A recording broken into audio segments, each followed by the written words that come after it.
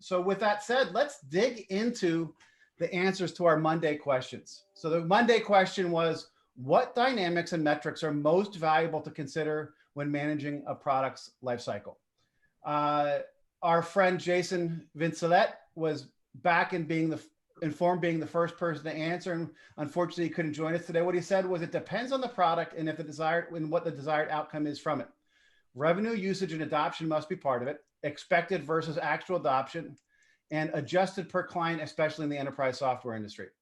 And adoption is not just logging in, but transactions and value of transactions measured over a period of time to account for anomalies and compare them against industry norms. Now, Jason works at a big enterprise software company, so some of those metrics are going to be related to that. Lori was the second answer, but we're going to actually give her her own page because we're going to do a deep dive into metrics with that. I was the second one. The dynamics are the most important that are most important are the phase of maturity and life cycle the product is in and the market position, leader, challenger, follower. What I have found is that if you can track where you are in the market life cycle and where you are in the leadership stack, it actually helps give you very specific actions that you should be doing for product lifecycle management, whether it's creating a new curve, where you're focusing your revenue and those types of things. For metrics, I'm a huge fan of the trailing 12-month model, right? Looking at what's happening because that smooths out things. And I like net retention. Now, I come from a typical subscription type business model, and net retention is renewed revenue plus new revenue divided by start of the year or what was available for renewal. So this is actually how Gartner Group used to do their sales compensation back in the day. If somebody had a base of 100, they wanted them to get to 110. So they needed to renew and add new revenue to get to that 110. But a lot of subscription models, this is what I've seen. And the second thing I also look at was this, I did it more manually, where are the new deals coming from? If we're getting new deals, are they competitive takebacks or competitive takeaways or win backs, meaning they were already in the market doing it, or are they net new people to the market? And that sort of helps me understand how much of the non-customers are available out there. Steve, I'd love to get your take on these first two approaches. Well, it's a typical Steve situation of tossing me a softball and I just swing and miss. Because as you were talking about that, I was thinking about the work that I've done recently, and in particular, as Laurie pointed out a little earlier, or maybe, well, one of you, a lot of the stuff that I really want to track, I need to track at the product level, and yet most companies don't track anything at the product level. So it's like, how much revenue did we make? Well, gosh, the company made this, but who knows what your product made because it was all rolled into a big enterprise deal, and nobody knows what the average selling price is. But the other thing I was kind of jumping on was you were talking about leader, challenger, follower.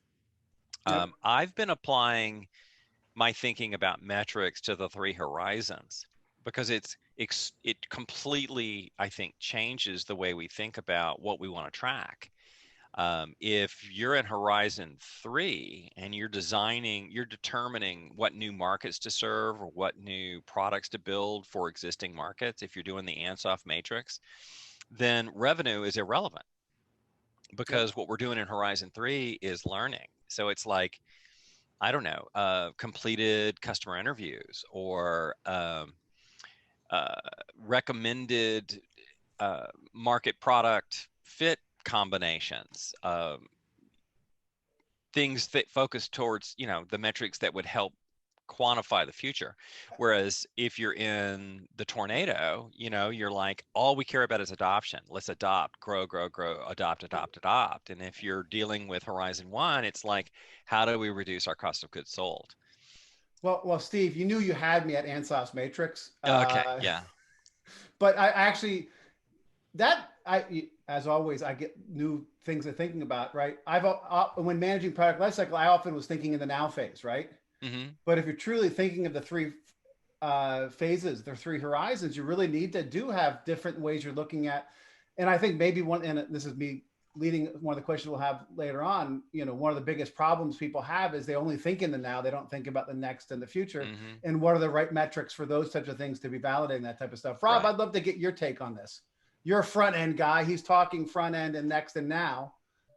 Yeah, so the dynamics along the path, the product life cycle is always hard to measure.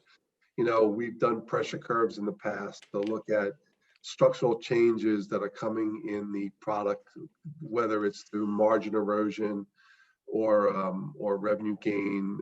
And some of the metrics that you mentioned, Grant, I think are key to that. But when you're in a business, now I think about the world a little differently, because when you're in a business that is where you have a large share of the market, I'm looking at the life cycle in terms of technology debt, which is Mm-hmm. maybe a different spin on this. If I'm all of a sudden throwing off margin because I'm servicing debt in technology, because the next decision, in these interlocking S-shaped curves, I have to go and modernize a platform. All of a sudden, I might be at a maturity or a decline because of that, and may be ripe for disruption. So, while I think, we tend to look at things, and what you're talking about, is really in the front end piece of this. But as you go farther into the life cycle, it gets harder and harder. And I don't think the metrics that we used years ago, years ago, it was a lot easier, I think, to create a product line P&L. I can tell you, it is extremely hard now to create product line P&Ls, to Steve's point, and to get a really good read on some of that. So we're looking at other metrics that we collect, especially around, our discretionary spend, and trying to match that to the marketplace, and where in what life cycle we are in the market. Are we in a mature stage or a growth stage still? Yeah, Jason had actually had a response to mine on the dynamics of net retention, talking about the ability to actually measure that type of stuff. And, it got me back to places where I was having to have allocation battles with the finance department, trying to figure out, how do I allocate revenue when my product is thrown in as a gimme, right? Right. And how do I allocate costs when they're aren't carrying my bag, but just broad. It's hard, to your point, to do that. But metrics are key to doing this.